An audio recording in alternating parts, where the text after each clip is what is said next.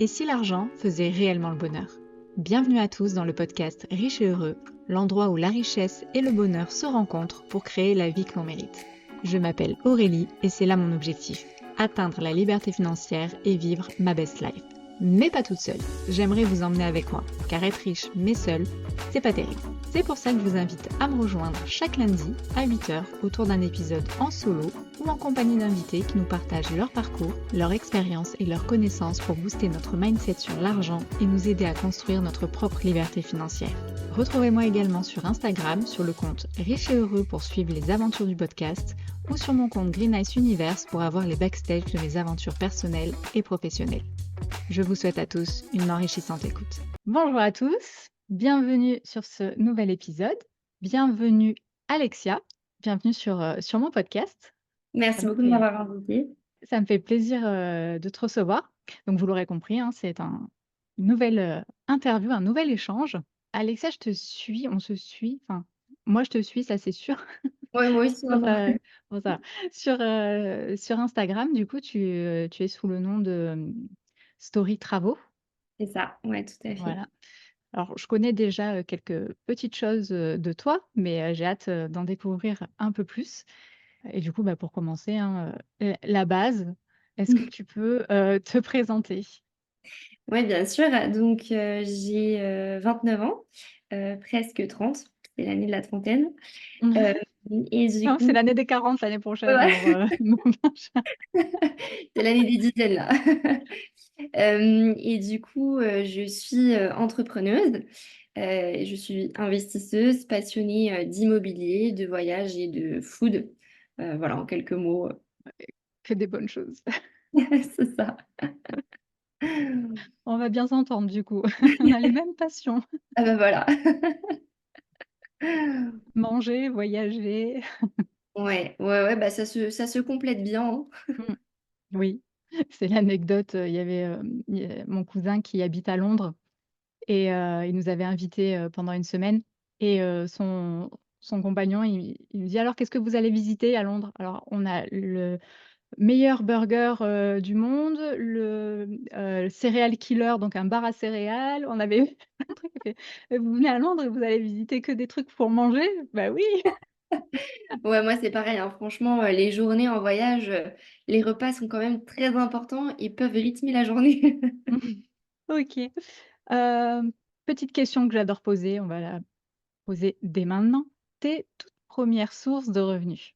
Donc l'officiel, dans la première fiche de paie et les premières sources, officieuses, donc ça peut être, si tu faisais du babysitting ou, si, tu revendais des choses dans la cour de récré, enfin voilà. OK. Tes toutes premières sources de revenus. Alors, du coup, mes toutes premières sources de revenus, il faut savoir que moi, j'ai pas forcément fait de babysitting ou de choses comme ça.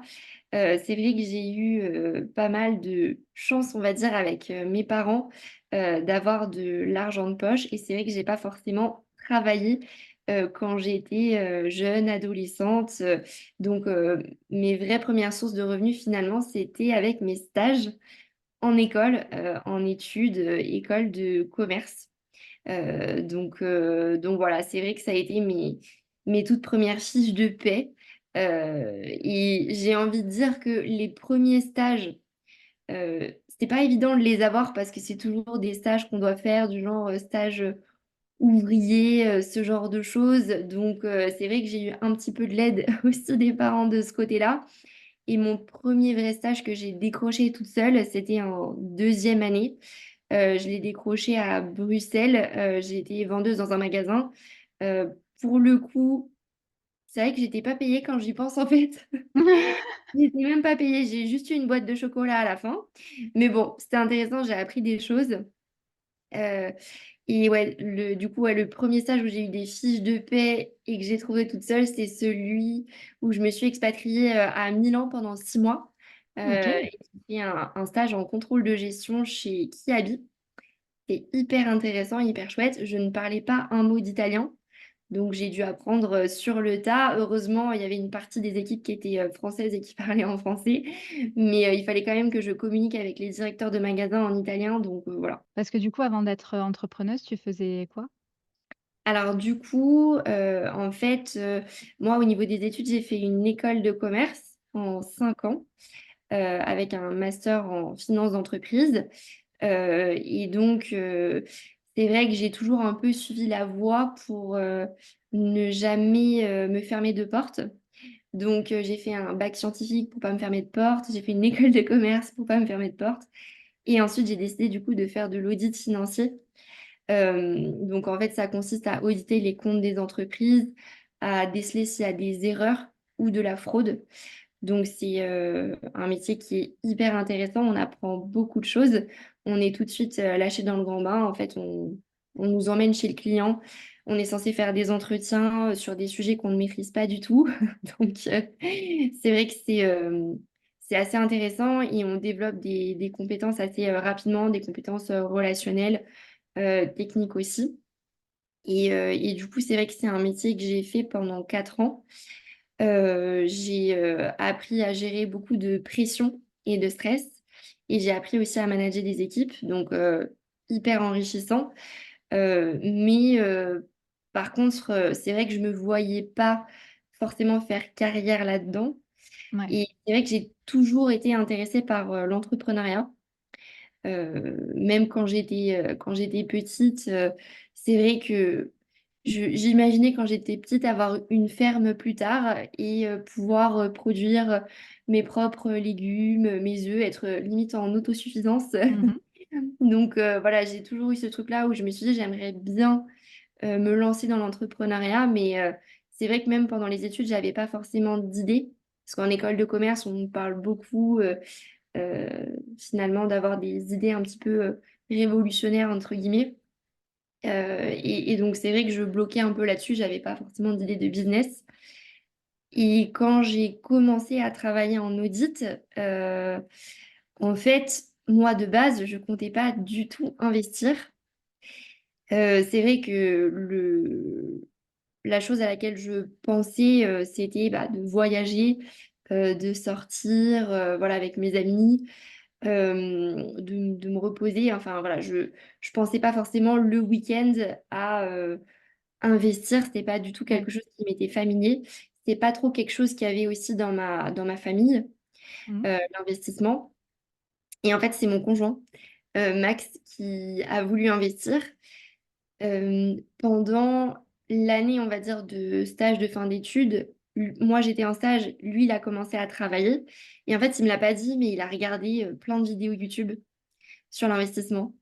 Je pense qu'il a vraiment poncé je sais pas combien de chaînes, mais sans m'en parler, donc moi je n'étais pas du tout au courant. Et je crois que c'était En même peut-être... temps, vaut mieux qu'ils regardent ça qu'autre chose. Oui, c'est sûr, c'est sûr. Et je pense que c'était peut-être un mois avant que je commence mon CDI. Il me dit, écoute, il faut qu'on investisse en immobilier. Et moi, j'étais là, enfin, investir. Moi, j'étais un peu dans le schéma classique. On va d'abord travailler quelques années, on achètera notre résidence principale. Enfin, voilà, j'étais vraiment Mhm. dans le schéma Oui, schéma classique. classique. C'est ça. Et il me dit, ben si, si, si, on va acheter un appartement en Normandie. Et moi, j'étais là, bah écoute, je suis pas sûre. Et il m'a dit, bah en fait, si tu n'investis pas avec moi, j'investis tout seul. Donc du coup, il a un peu posé les bases et puis je me suis dit, bah, en fait, je veux pas louper le train. Donc je lui ai dit, ok, c'est parti, on n'a qu'à investir. Et donc c'est comme ça qu'on a acheté notre premier appartement en Normandie qu'on loue en location saisonnière depuis. D'accord. Il est plus âgé que toi? Non, on a le même âge. D'accord. On a le même âge. Ok. Et, euh, et j'aimerais revenir là sur ce que tu as dit par rapport à tes études. Je trouvais ça intéressant que tu avais fait ton choix en fonction comment dire, tu as choisi quelque chose qui ne te fermerait pas de porte. Ouais. Et effectivement, ouais, je trouve ça intéressant, effectivement, parce que généralement, quand on est jeune, enfin, certaines personnes savent, pour ma part, c'est pas le cas, on ne sait pas ce qu'on veut faire plus tard de nos vies, on prend des fois des trucs par défaut. Et effectivement, de savoir déjà qu'on peut changer, hein, la vie n'est pas, fixée, on peut, changer d'avis, entre-temps. Mais effectivement, de choisir, ouais, des types de métiers comme ça où au final, c'est ouvert et en plus, toi, dans ta formation, au final, tu aurais pu partir sur, plein de choses différentes. Enfin, c'est assez diversifié, non, ces types Ouais, de ouais, tout à fait. travail? Ouais, ouais, c'est hyper diversifié parce que, bon, en fait, école de commerce, c'est vrai qu'on peut faire un master en ressources humaines, en marketing, Ouais. même en entrepreneuriat. En fait, on peut vraiment faire plein de choses différentes. Et c'est vrai que, bon, moi, j'ai toujours eu un peu ce côté, les fesses entre deux chaises, c'est-à-dire que euh, j'avais envie d'une part de faire des choses un peu spécifiques, parce que bon, j'ai toujours aimé aussi par exemple l'art. Donc il Ouais. s'est posé la question à un moment donné de carrément faire des études d'art. OK. Et en même temps, j'avais ce côté où voilà, j'avais envie potentiellement de faire une carrière dans une grosse entreprise. Voilà, j'étais un petit peu partagée entre les deux, on va dire. Et c'est vrai que j'ai aussi évolué dans un environnement où bah, l'objectif, c'est ça, c'est un peu de se développer, voilà, de partir sur une carrière, soit en finance, en fusion-acquisition, par exemple, Mmh. dans une grosse boîte, ou alors en médecine. Enfin, voilà, c'est un peu les cas de figure. Par exemple, moi, mon lycée, euh, ils essayaient de nous former pour qu'on puisse faire soit une prépa école d'ingénieur, prépa école de commerce ou médecine. Mmh. Les trois, voilà. Si jamais on dérivait de Ouais. ce schéma-là, OK. bon, ben, on était un peu hors catégorie. Mmh. Moi, c'est vrai que j'ai un peu, enfin, choisi les études comme ça aussi. Moi, c'était un prof qui avait dit, hem: «Choisissez un métier, où vous savez qu'il y aura du travail après». Parce qu'il y en a plein qui veulent devenir, enfin, heu, archivistes ou enfin des trucs, des métiers des fois où il y a beaucoup, beaucoup d'études, mais après une fois que tu as tous ces diplômes, beh, tu ne trouves pas d'emploi parce que, beh, il y a pas beaucoup de demandes, enfin il y a pas beaucoup d'offres. Il y a aussi, des fois, tu es trop diplômé pour, Ouais, et du coup les entreprises t'embauchent pas parce que ça coûte trop cher. Et donc moi, j'avais déjà cette idée, en tête, voilà, d'essayer de trouver un travail, enfin un diplôme où il y ait de la demande et donc moi, j'ai fait un diplôme d'éducatrice jeune enfant et au final, pareil, je peux travailler en crèche, je peux travailler ouais, en PMI, je peux travailler à l'hôpital, je peux travailler en foyer de l'enfance, je peux, enfin, ouais, je peux ouvrir ma propre micro crèche et enfin voilà, il y a vraiment, plein de choix, même si la base, c'est toujours, voilà, bah, éducatrice jeune enfant, mais après, tu as différents secteurs, quoi. ouais, ouais, Donc ouais. voilà. C'est sûr que, bon, après, ça ouvre des portes, mais c'est vrai que c'est pas évident d'arriver à savoir ce qu'on a envie de faire. Après, j'ai Mmh. envie de dire, c'est ça qui est chouette aussi, c'est qu'aujourd'hui, on n'est plus vraiment cantonné à faire le même métier toute sa vie, Oui. rester dans une boîte toute sa vie. Mmh. On peut avoir plusieurs vies et c'est ça qui est hyper enrichissant aussi. Parce que c'est vrai que voilà, même si j'avais pas envie de rester en audit financier toute ma vie, j'ai aucun regret d'avoir vécu cette expérience parce que j'ai appris vraiment plein de choses de ce côté-là. Enfin, voilà, ça a été une expérience hyper formatrice aussi. Et je pense qu'en réalité, ça m'a aussi aidée dans ma gestion, dans mes investissements immobiliers. Ah bah, oui, bien sûr. La gestion de la pression, la gestion du stress. Ouais. Heu, Bah, des équipes aussi, hein, quand, tu as ouais. plusieurs personnes à gérer, différents interlocuteurs, enfin, il y a plein de la paperasse aussi. Ouais, ouais, ouais, c'est clair, l'administratif, ouais, c'est sûr. Donc c'est vrai que ouais, c'est une expérience que je regrette, pas du tout. Après, c'est vrai que voilà, c'est un métier qui était, quand même assez prenant et du coup, de développer les projets IMO, en parallèle, ça devenait un peu sportif. Mmh. Surtout quand on a pas mal de travaux à gérer et de problématiques aussi à gérer du coup.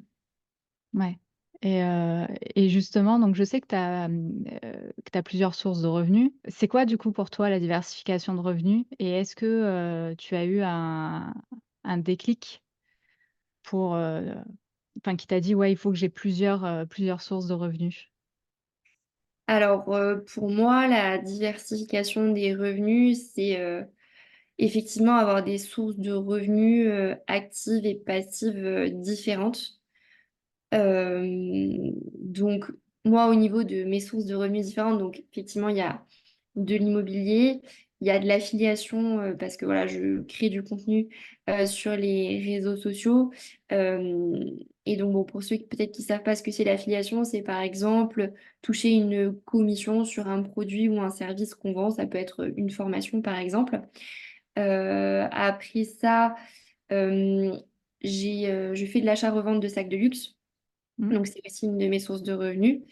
Ça, bon, c'est un investissement, on va dire, qui m'a plu parce qu'il m'a beaucoup séduit. Je trouvais ça assez sympa d'investir dans des sacs de luxe. Ça change un peu de ce qu'on peut voir comme de la bourse ou de la crypto. Les sacs, c'est vrai que c'est du concret.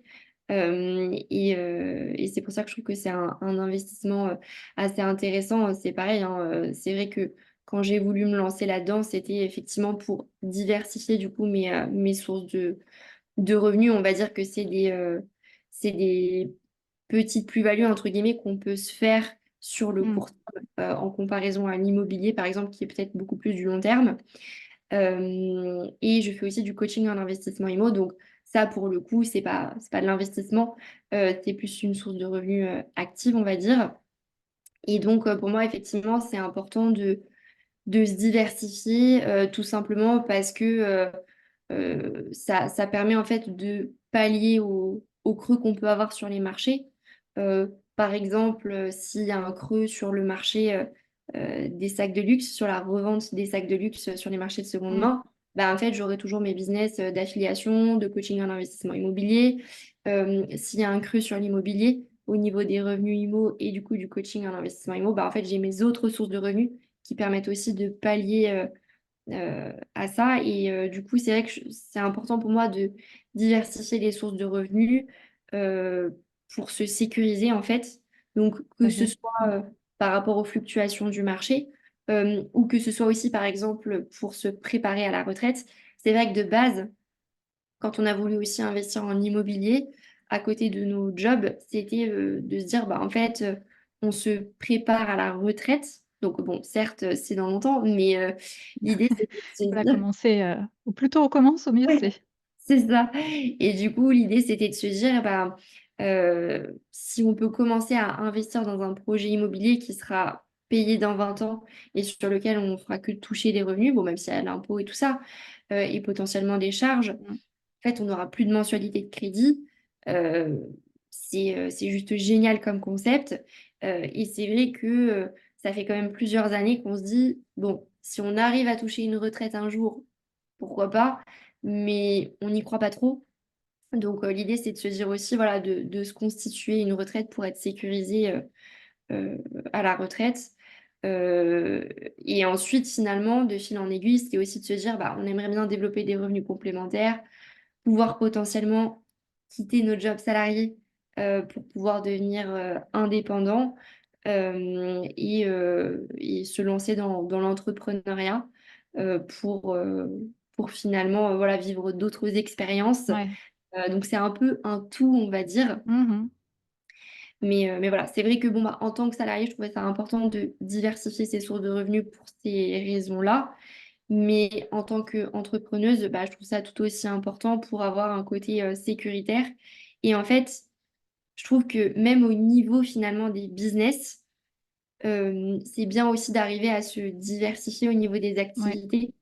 Parce que, bah, par exemple, si je me spécialisais que sur l'affiliation et la création de contenu, bah, il y a un côté branding quand même où du coup, moi j'ai tendance à montrer ma tête. Donc si jamais un jour je veux un peu me détacher de ce business-là, mais que j'ai pas d'autres activités à côté, bah, ça va être compliqué parce que du Ouais. coup, le business il repose un petit peu sur mon visage, entre guillemets Mmh. aussi. Ouais, le personal branding. Personal branding, exactement, ouais. Voilà. OK. Et donc ouais, donc tu as commencé, par l'immobilier, parce que tu as été tirée, Ouais, par c'est ça, ton j'ai été un peu happée par Max. Alors, c'est vrai que lui, bon, il avait peut-être déjà une petite fibre parce que son père euh, était agent immobilier, il a pas mal investi aussi. Donc voilà, je OK. pense que ça lui a donné déjà peut-être, euh, comment dire, la vision que c'était possible. Donc ça joue aussi. Mais c'est vrai que ouais, moi, je me suis faite happer. Et alors, c'est rigolo parce qu'aujourd'hui, c'est moi qui suis plus impliquée dans les projets immobiliers que lui. Donc voilà, c'est moi qui ai pris la fibre, on va dire. Et c'est vrai que ouais, on a commencé à investir en immobilier. Lui, c'est pareil, il s'est intéressé aussi à la bourse, à l'investissement en bourse. Donc pareil, hein, il m'a une fois de plus, Il a regardé des vidéos YouTube sur la bourse en scred et puis après, exactement, ouais, exactement. chérie, on investit en bourse. Alors, Ouais, c'est ça. Mais c'est fou parce que quand on se... Enfin, en fait, j'ai des parents qui ont bossé en banque, mais qui n'avaient pas forcément cette fibre d'investissement, de développement d'investissement en mhm, bourse.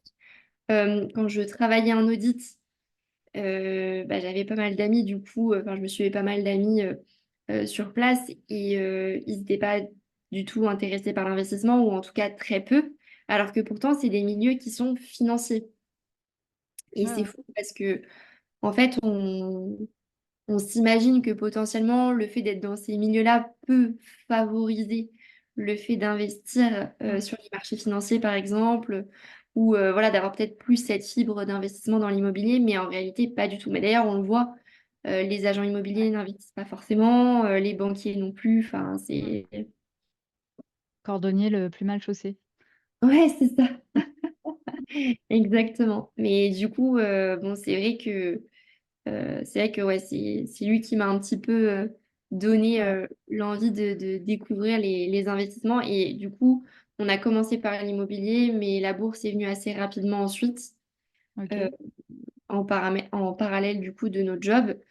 Euh, et après, c'est vrai que moi, mes activités entrepreneuriales, je les ai vraiment commencées une fois que j'avais démissionné de mon job.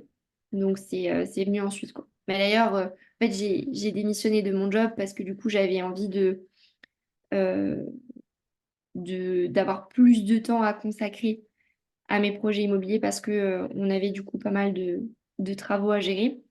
Ouais. Et je me suis dit que c'était un peu l'occasion aussi de se lancer dans l'entrepreneuriat si j'avais envie. Parce que potentiellement, un peu plus tard, quand on a des enfants, etc., bah voilà, ça peut être un petit peu plus anxiogène, entre guillemets, de se lancer comme ça dans l'entrepreneuriat. Donc, je me suis dit que c'était un peu le bon moment. Et c'est vrai que ouais, j'ai commencé cette phase dans l'entrepreneuriat et bon, ça a été un peu compliqué au début. Comme je te disais, parce que bon, j'avais tenté une activité, on va dire, de formation en bourse qui n'a pas forcément fonctionné. Et c'est à ce moment-là qu'en fait, j'ai découvert l'investissement sur les sacs, achat-revente de sacs de luxe. Et c'est là que je me suis dit que ça pouvait être intéressant comme source de revenus complémentaires, quoi. D'accord. Ouais, donc après l'investissement en bourse, donc ça c'est plus parallèle dans le sens où c'est du long terme. Tu voulais lancer une formation sur comment investir en bourse Ouais, c'est ça. et, ben, on va reprendre aussi un peu ton parcours justement dans les différentes sources de revenus. Donc, tu as acheté ce premier bien en Normandie. Après, Ouais. il y en a eu d'autres? Ouais, tout à fait. En fait, on a commencé du coup par l'appartement en Normandie. En fait, bah, il était tout juste mis en location. Que du coup, on s'est dit bah, ça pourrait être intéressant de se lancer dans les immeubles de rapport. OK. Donc du coup, on a acheté en fait deux immeubles. On les a trouvés fin 2019 et on a réussi Mmh. à trouver les financements en 2020 à la suite du premier confinement. Donc voilà, on a un peu bataillé avec les banques pour obtenir les financements, mais on a réussi. Et du coup, ouais, pas mal de travaux sur ces immeubles-là. OK. C'est des immeubles, il y a combien d'appartements? En fait, chaque immeuble contient trois appartements de deux pièces. Donc ça reste OK. des petits immeubles Oui. entre guillemets. C'est en gros des anciennes maisons de ville qui ont été transformées en appart avec Ouais. un appart par étage. OK. Et, heu et donc c'est là que tu as fait beaucoup de travaux et où il y a eu, Ouais. Où tu disais qu'il y avait des problèmes? Ouais, c'est ça. En fait, il y a un immeuble qu'on a acheté à peu près à 1 heure et demie de Paris dans l'Est. On a décidé de tout refaire. Et du coup, donc voilà, on a fait une rénovation vraiment complète, changement des fenêtres, du sol, isolation, voilà, grand complet. Et en fait, on a choisi un entrepreneur qui nous disait qu'il était capable de se déplacer un peu partout en France. Sauf qu'en réalité, ces artisans n'avaient pas forcément envie de suivre. Ouais. Donc, il a commencé les travaux et rapidement, ces artisans ont posé des arrêts maladie, etc. Mm. Donc, il a trouvé des sous-traitants qui ont fait un travail avec un certain nombre de malfaçons, on va dire. Ouais. Il nous a fait pas mal d'arrêts de chantier. Donc voilà, c'était assez éprouvant comme chantier. On a fini par prendre en fait une autre entreprise pour finaliser. Et du coup, c'est vrai que la guerre en Ukraine étant passée par là, le coût des matériaux avait Ouais. bien augmenté. Donc voilà, c'est vrai que ça a été un peu compliqué, mais voilà, on a réussi à finir le chantier. Et c'est vrai que vu les problématiques en fait qu'on a eues et les surcoûts qui ont été engendrés, on a décidé de le mettre en location saisonnière. Au début, on voulait faire de la location longue durée nue, mais du Ouais. coup, pour compenser cette problématique, on a décidé de faire la location saisonnière. Ok. Ouais. Fallait faire rentrer un peu d'argent. C'est ça, tout à Mm. fait. Ouais. Et donc là, maintenant, les deux immeubles sont loués. Alors, le premier, oui, le deuxième est encore en travaux. En fait, lui, il est dans le nord. Pour le coup, quand on l'a acheté, en fait, on a fait un petit peu de rafraîchissement rapide et on a réussi à louer 2 appartements sur 3 assez rapidement. Le troisième, c'était un locataire déjà en place qui s'est révélé être un impayé. Ok. Voilà. Et en fait, quand il a fini par partir, on avait pas mal de travaux à réaliser dans son appartement. Et donc, quand on a commencé en fait à regarder, à comment dire, enlever le placo, le sol, etc., on s'est rendu compte d'un certain nombre de problématiques Mm. dans l'immeuble, notamment des soucis structurels. Ah oui. Voilà, donc beaucoup d'imprévus et donc du coup, tout l'immeuble finalement a été en travaux. Et là, je pense qu'on aura fini d'ici septembre. Je croise les doigts. Et donc, c'est de là qu'est né le compte Story Travaux. Exactement, ouais, tout à fait. En fait, c'est vrai que ayant, comment dire, vécu pas mal de problématiques travaux, on a appris beaucoup de choses, on a appris en expérience. Et du coup, j'ai décidé de lancer mon compte Insta pour pouvoir partager bah, toutes ces astuces et toute cette expérience accumulée pour aussi permettre voilà, aux investisseurs de pas forcément, soit de pas commettre les mêmes erreurs que nous, Mm. et puis voilà, de pouvoir aussi bah, apprendre de toutes les manières de faire qu'on a pu mettre en place, les mises en œuvre, voilà, les matériaux qu'on peut Ouais. utiliser, etc. Ok. Bah, je te prends un peu à froid là, mais tu aurais deux, trois petits tips à donner, question de travaux. Question travaux, oulala, il y en a beaucoup. C'est pour ça, le top 3. Je pense que le premier conseil, euh, ce serait ouais, de pas forcément partir sur l'entreprise travaux qui propose le devis le plus bas. Souvent, quand on commence, on a tendance à se dire, OK, je vais partir sur le devis le plus bas parce que je suis ric-rac niveau budget. Mm. Mais en fait, c'est pas un bon plan parce que souvent, s'il y a une entreprise qui a chiffré les travaux bien plus bas que les autres, c'est qu'il y a sûrement une raison. Potentiellement, c'est peut-être qu'elle n'est pas aussi bonne techniquement. C'est peut-être qu'elle n'a pas vu certaines choses que les autres ont vues. Et donc, souvent, on se retrouve avec ce genre d'entreprise, soit avec des malfaçons qui coûtent beaucoup plus cher à rattraper par la suite. C'est l'expression, j'attends que tu l'as dit, le pas cher coûte cher. Voilà, exactement. Mm. C'est ça. Donc, du coup, ça, c'est mon premier conseil parce que nous, on s'est. Ouais, la première fois, on l'a fait, bon, on n'a pas eu on n'a pas vraiment eu de malfaçon parce qu'on n'a pas fait grand-chose dans l'appartement en Normandie. Et la deuxième fois, c'était sur un immeuble et pour le coup, on s'est tapé les arrêts de chantier, les malfaçons et tout ça. Donc, Mm. je parle d'expérience. J'ai la même. Pas ça, mais pareil, j'ai pris le devis le moins cher et je me suis retrouvée à devoir passer derrière et à refaire tous les travaux Ouais. de finition. Donc voilà. Je pense que ouais, effectivement, on n'est pas les seuls dans ce cas-là.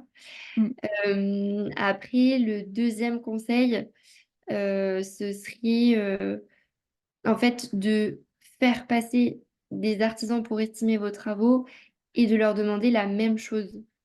C'est-à-dire de vraiment leur demander un cahier des charges similaire pour que vous puissiez comparer les devis. Ok. Mm. Parce que le problème, c'est que souvent, les artisans, quand ils passent et qu'ils sont censés donner une estimation de travaux, ils donnent des conseils et des tuyaux, ce qui est très bien.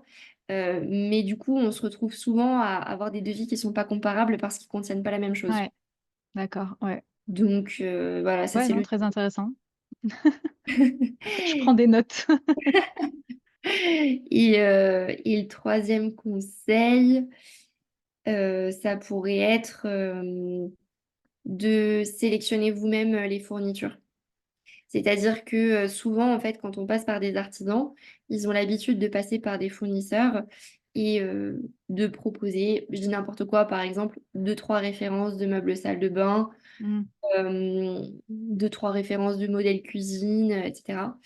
Mais en fait, là où on peut vraiment gagner au niveau des travaux, c'est la fourniture, en choisissant soi-même ses références. Souvent, en plus, il y a des fournisseurs qui reviennent, par exemple, au niveau de tout ce qui est sanitaire. En général, les artisans, ils vont se fournir, par exemple, chez CDO, qui est quand même une grosse plateforme assez connue.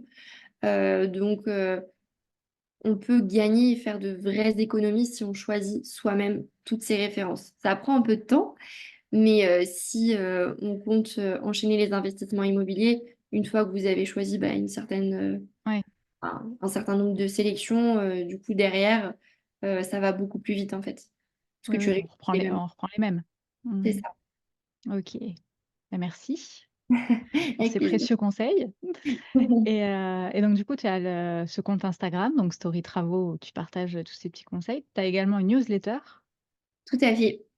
Est-ce que tu monétises ces Alors, euh, réseaux? ouais, c'est une très bonne question. Effectivement, du coup, je crée du contenu sur Instagram et j'ai ma newsletter aussi qui est gratuite. Donc en fait, je produis du contenu gratuit, mais derrière, je monétise avec l'affiliation, où en Ok, fait, je vais parler en fait de soit de produits que j'ai utilisés, par exemple un sol dans mes appartements, soit d'une formation que j'ai suivie. Et du coup, si jamais ma communauté est intéressée et prend la formation, par exemple, je vais toucher une commission. Donc, c'est comme ça que je monétise finalement le contenu mm, gratuit que je propose sur Instagram ou dans ma newsletter. ok. Et oui, puisque l'affiliation, rappelons-le, on conseille des produits qu'on a déjà testés. Tout à fait. Ouais, ouais, tout à Voilà. fait. Ouais, ouais, effectivement, c'est vrai que je me vois pas forcément faire de l'affiliation sur des produits que j'ai pas du tout testés ou dont j'ai pas connaissance. L'objectif, c'est vraiment de partager, enfin voilà, Partager le bon plan. partager le bon plan et Mm. le bon plan dont je suis sûre que c'est un bon Oui, oui, plan. non, mais voilà, c'est ça. Quand je dis partager le bon plan, c'est que du coup, la personne, qu'est-ce qu'elle y gagne? Ben, elle sait que quelqu'un l'a déjà testé et donc éprouvé, donc elle peut le prendre, elle évitera toutes les erreurs, les temps de recherche et Ouais, autres, quoi. ouais, tout à fait, tout à fait. Moi, c'est vrai que mon objectif, c'est de, voilà, de proposer le plus possible d'astuces et de contenus accessibles. Mais après, voilà, c'est vrai que si bah, les gens veulent aller plus loin sur l'acquisition de compétences techniques, et ben, je vais proposer, par exemple, voilà, une formation que j'ai Mm. suivie sur le sujet. Euh, voilà. Ok. Et tu as une autre source de revenus, tu disais, pour rester dans la partie immobilier. Tu fais également du coaching, c'est ça? Ouais, c'est ça, tout à fait, ouais. Ouais, ouais, je fais du coaching aussi. en investissement immobilier, ouais, tout à fait. Donc ça, c'est une activité que je fais pour des formateurs que j'ai suivis Ok. justement. Je le propose pas forcément encore, on va dire, à mon compte propre, Mhm. euh, l'enseigne Story Travaux, on va dire. Mais voilà, après, je réfléchis toujours à des activités que je peux développer par la suite. Bon, pour l'instant, c'est pas encore le cas, mais à voir par la suite. Ok. Et donc, une autre source de revenus après, donc après, tu as développé. L'achat-revente de sacs de luxe, du Voilà. coup. Mm, Donc ça, ouais, c'est en fait, donc comme je disais, ouais, un investissement mm, euh, auquel je me suis intéressée bon, pendant la période, on va dire, enfin, le début de mon entrepreneuriat. Euh, et c'est vrai que voilà, ça m'a parlé parce que, en fait, l'objectif, c'est quoi? C'est d'acheter des sacs de luxe aux enchères, donc souvent des sacs vintage qui sont à rénover et qu'on revend plus cher derrière sur les plateformes de seconde main. mm. Du coup, ça me faisait penser un petit peu à l'immobilier. Parce que c'est vrai Tout à que fait. moi, sur tous mes projets immobiliers, finalement, on a toujours acheté des biens qui dataient d'il y a bien longtemps et qui avaient clairement besoin d'une bonne rénovation. Alors, on n'a pas revendu, mais c'est vrai que voilà, ça m'a fait penser à l'immobilier sur ce côté-là et j'aimais bien le côté redonner finalement une seconde vie à un objet comme ça, surtout que voilà, ça reste des beaux objets. Mm, Euh, bon, de base, j'aime bien la mode. Je m'étais jamais intéressée au luxe, honnêtement. Alors, je connaissais le nom des grandes marques, mais je connaissais pas du tout le nom des modèles, typiquement. ouais. Donc, c'était vraiment tout nouveau pour moi. Et, euh, et j'ai trouvé que ouais, c'était un business hyper intéressant sur lequel on peut vraiment se développer des compléments de revenus assez intéressants. Mm. Après, c'est vrai, dans la diversification, entre guillemets, des sources de revenus, le choix des sources de revenus, ça peut tout à fait être soit, enfin, l'objectif varie. Ça peut être pour remplacer ton salaire, pour faire de l'apport pour un prochain bien, ou juste pour mettre un peu de beurre dans les épinards, ou un bon complément de revenus pour pouvoir se permettre peut-être de vivre mieux, de se payer des voyages. Enfin, je pense que chaque revenu complémentaire, en fait, a son objectif. Ouais, tout à fait.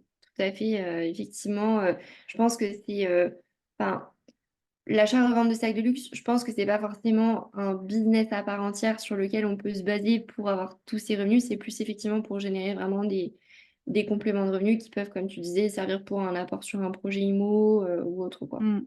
Et puis ça ressemble à l'IMO aussi parce que certes, tu disais, je revends pas pour l'instant l'immobilier, mais le sac de luxe, tu peux le louer aussi. Donc au C'est vrai. final, c'est comme, comme l'IMO, tu l'achètes, tu rénoves, tu mets un peu en location, tu fais rentrer quelques quelques loyers, puis après tu revends avec Ouais, plus-value. ouais, carrément. Et puis, c'est vrai que, alors, il y en a qui apprécient beaucoup les sacs de luxe, même pour elles-mêmes, et qui Mmh. peuvent, du coup, ben, aussi profiter des sacs le temps de la revente, Ouais. ou même en profiter avant de décider de le revendre. Mmh. Donc c'est sûr que oui, c'est Ça, puis intéressant. pour certains, enfin, je suppose que ça prend de la valeur avec le temps aussi, pour certains. Pareil, c'est un investissement, donc à se renseigner, tout ça, mais Bah, c'est ça. En fait, c'est vrai que les sacs de luxe, ça peut être hyper intéressant. Alors, ça dépend des marques. Mais par exemple, Hermès, c'est une marque, enfin, c'est assez incroyable parce que il est tellement compliqué d'acheter un sac neuf que finalement, le sac se revend beaucoup plus cher sur le marché de l'occasion parce mmh, que enfin, les acheteurs peuvent l'avoir tout de suite. ouais. Donc, c'est ça qui est assez incroyable. C'est presque des seules marques, en Ouais, fait. parce que dans le neuf, tu es sur liste d'attente, c'est ça? Ouais, tu es sur liste Je d'attente. n'achète pas de sac de luxe neuf. Moi non plus, hein, Je sais pas comment ça fonctionne. on m'a raconté. Et en J'ai gros, ouï dire que c'est ça. Bah, en fait, ouais, c'est assez compliqué et c'est très sélectif. Bon, de toute façon, mmh, c'est comme ça aussi qu'ils ont construit, on va dire, leur renommée.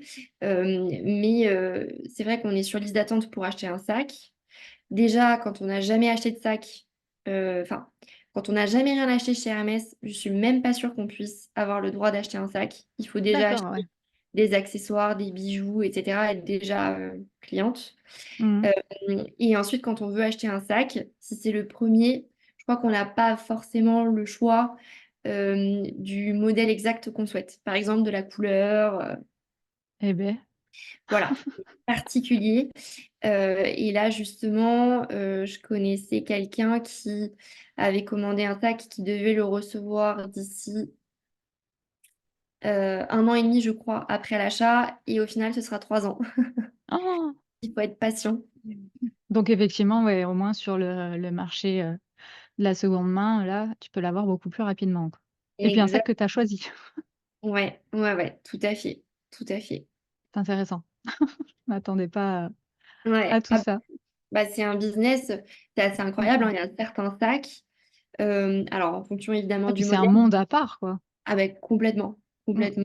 Oui, oui, non, c'est complètement à part. Moi, c'est vrai que bon, quand j'emmène le sac chez le maroquinier, je le cache sous un sac Mhm. four pour que personne ne s'imagine que j'ai un sac de luxe entre les mains parce que Ouais. voilà, je me dis toujours, il y en a un qui part C'est avec. un faux, c'est un faux. C'est ça. Et du coup, c'est vrai que ouais, il y a des sacs en fonction de la matière. Mm. Parce qu'il y a des cuirs exotiques hyper spécifiques, rares et recherchés qui font que bah, les sacs peuvent monter à 40 000, 50 000, 60 000, 80 Ouais, 000 quoi. ouais. Un monde à part.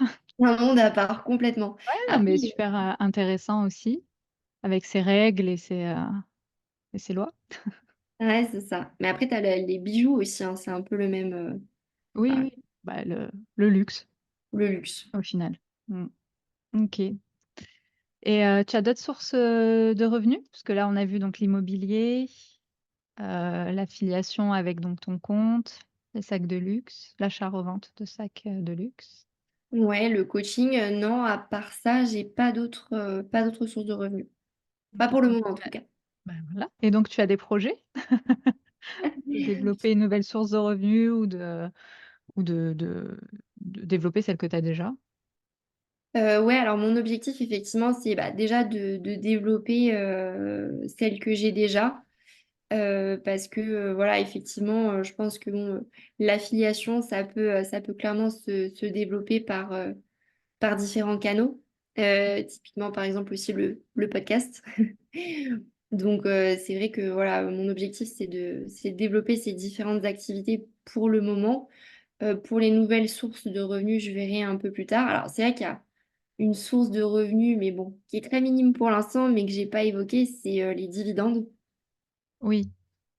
Bah, ça, après, c'est plus sur de long terme, c'est réinvesti, je suppose. Voilà, exactement. Voilà. Exactement, l'effet boule de neige Mm, sur le c'est long ça. terme, ouais, tout à Donc, fait. ça sera une source de revenus pour la Plus tard. retraite. Exactement, ouais, c'est ça. Tout à fait. Ok. Donc, on va bientôt avoir un podcast Story Travaux.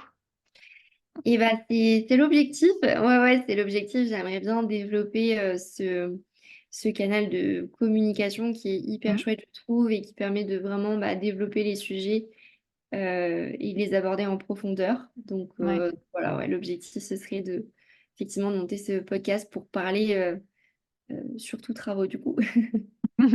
Des stories travaux, donc Oh, des histoires, des anecdotes sur les travaux, parce que je me dis qu'il y a toujours tellement de choses à ouais. raconter.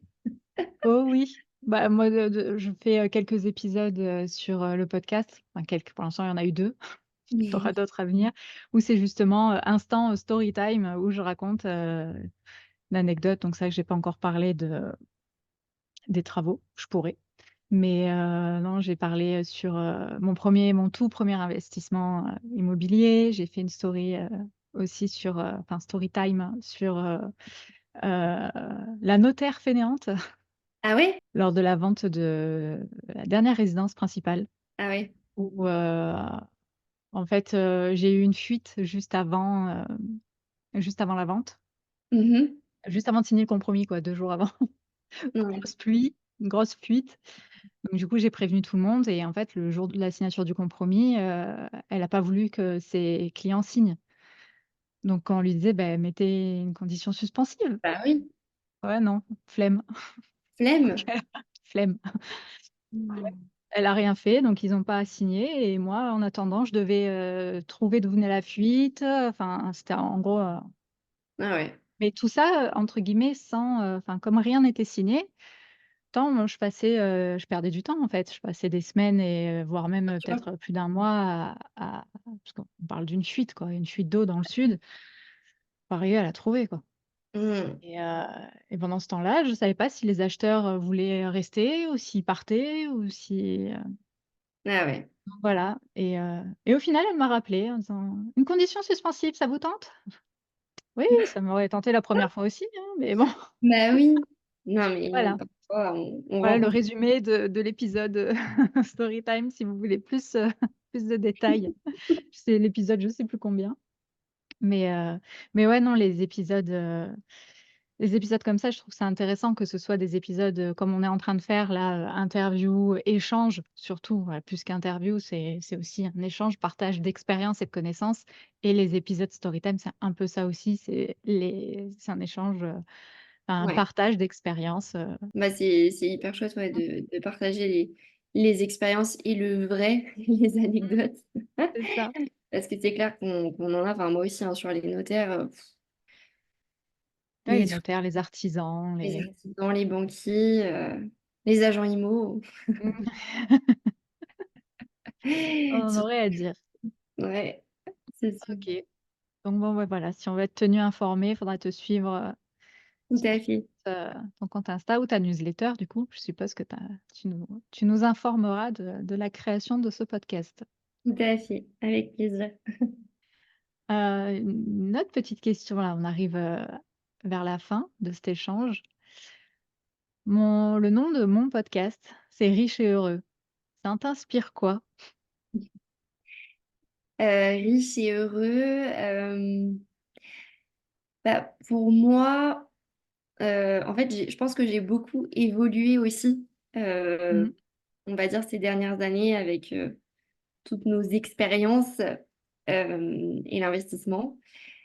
Et c'est vrai que, en fait, pour moi, le luxe aujourd'hui, c'est pas forcément se payer des hôtels 5 étoiles ou une Porsche ou autre. C'est le temps, en fait, le fait d'avoir plus de temps. Pour moi, en fait, c'est la seule chose qu'on peut pas acheter. Mmh. Et du coup, le luxe de pouvoir organiser son temps comme on veut et d'en faire ce qu'on veut. Euh, pour moi, c'est ça la vraie richesse quand on arrive à atteindre en fait un peu ce palier où on a évidemment suffisamment d'aisance financière pour se sentir quand même en sécurité. Parce que bon, bien évidemment, voilà, le fait Oui. d'avoir un compte bancaire approvisionné, c'est C'est important. ce qu'on dit, l'argent est un outil. C'est ça, exactement. C'est pas l'argent qui fait le bonheur, mais il y contribue quand même. Mais après, pour moi, ouais, c'est vraiment le fait d'avoir du temps, en fait, parce que c'est ouais, c'est la seule chose qu'on peut pas acheter. Euh, et c'était ça aussi l'objectif en voulant basculer dans l'entrepreneuriat, c'est de réussir à un moment donné, se dégager plus de temps, pouvoir prendre le temps. Bah, un exemple tout bête, mais maintenant, ma mère et mon père vivent dans le sud. Et c'est vrai Mmh. qu'avec ma mère, par exemple, on est très proches. Et donc, quand elle monte à Paris, le fait de pouvoir me dire en semaine, si j'ai envie d'aller déjeuner avec elle, je peux. Bah, pour moi, Ouais. ça, c'est quelque chose qui me rend vraiment heureuse. Et je me dis que c'est du luxe de C'est pouvoir... ça la vraie richesse. c'est ça la vraie richesse pour moi. Très très intéressant, très sympa, très j'aime beaucoup. Pour un prochain épisode, tu aurais quelqu'un à me conseiller ou quelqu'un que tu aimerais, écouter? Ouais, tout à fait. Je pense à pas mal de personnes. Euh, mais je pense notamment à Sabrina du compte Immodacieuse. Je ne sais pas si tu connais, mais Non. en fait, elle parle aussi pas mal de contenu IMO. C'est une investisseuse, elle est hyper speed, elle fait aussi voilà, des choses elle-même, hyper pétillante. Donc ça pourrait être chouette de l'écouter sur le podcast. Ok, je note. Et puis bah, pour finir, est-ce que tu aimerais partager quelque chose? Ce que tu veux, un livre, un podcast, quelque chose qui t'a inspiré ou un dernier conseil que tu aimerais partager? Je te laisse le mot de la fin. Ça marche. Alors, c'est vrai que bah, un podcast, moi, qui m'inspire beaucoup sur l'immobilier, c'est Ça fait un bail de Jérémy Nabet. C'est vrai que enfin, voilà, c'est hyper enrichissant parce qu'on entend plein de stratégies sur l'immobilier. Moi, à chaque fois que j'écoute un podcast, enfin un de ces épisodes, du coup, bah, j'ai envie de faire une nouvelle stratégie. Un peu le problème, du coup. Mais ouais, je le trouve hyper enrichissant. Et sinon, je voudrais dire aussi il faut croire en ses rêves. Et avec de la persévérance et de la discipline, tout est possible. Je vais rien rajouter d'autre. Belle conclusion. Bah, écoute, merci Alexia pour cet échange. Ça m'a fait plaisir, bah, j'allais dire, de se voir. Oui, on se voit quand même si c'est pas, dans la vraie vie. Faudra rectifier ça, faudra qu'on arrive à se croiser Tout à fait. et donc voilà, c'était un plaisir. Merci beaucoup et puis, à bientôt. Merci beaucoup. Et voilà, cet épisode est terminé. Merci infiniment d'avoir pris le temps de l'écouter. N'oubliez pas de vous abonner pour ne manquer aucun épisode. Et si vous avez apprécié ce que vous avez entendu, partagez-le avec votre entourage. Et n'oubliez pas que vos retours sont précieux. Alors n'hésitez pas à laisser un avis sur votre plateforme d'écoute préférée ou un commentaire sous le post Instagram de l'épisode sur le compte Riche et Heureux. Vous pouvez également me rejoindre sur mon compte Instagram personnel Green Ice Universe. Et souvenez-vous, c'est en avançant ensemble qu'on se construira la vie que l'on mérite, pleine de richesse et de bonheur.